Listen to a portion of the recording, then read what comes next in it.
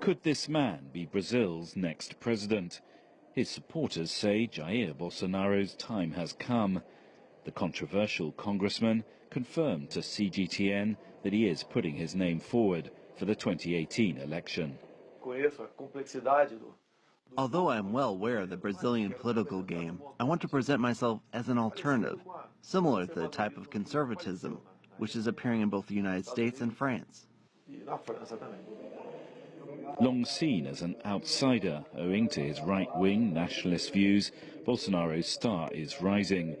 That's partly because almost the entire traditional political class here has been caught up in the biggest corruption scandal in Brazil's history.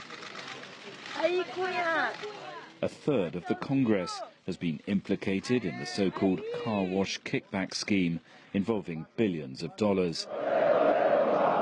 Two possible presidential candidates in 2018, former President Lula and Senator Aécio Neves, both have legal cases pending against them. That may open up the field to an outsider. Logically, what is happening now will work in my favor, as all the political leaders here have been implicated in the car wash scandal, and we have evidence that I have not participated in this type of politics or been driven by corrupt money. The former army captain supports private gun ownership and labels his left-wing opponents as dishonest. Does that sound familiar? You've been described as Brazil's version of President Trump. Do you like that comparison? Everyone knows that Trump was an important shift for conservatism in the United States. My case is similar, although there is a big difference between him and me and between our countries. One similarity is Bolsonaro's view on immigration. You cannot have a country with open borders. We are seeing the impact of Brazil opening its borders for everyone. That cannot be allowed. He cited as unacceptable the situation in northern Brazil, where thousands of Venezuelans are now seeking refuge from their country's crisis.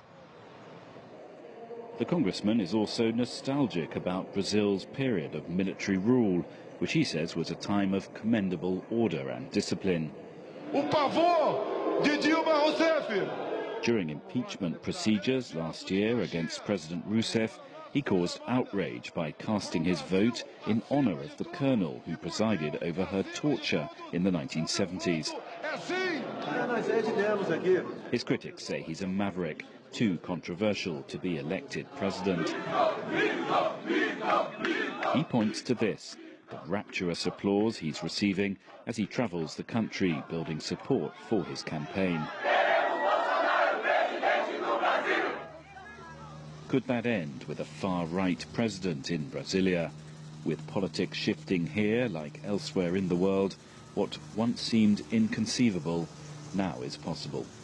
Stephen Gibbs, CGTN, Brasilia.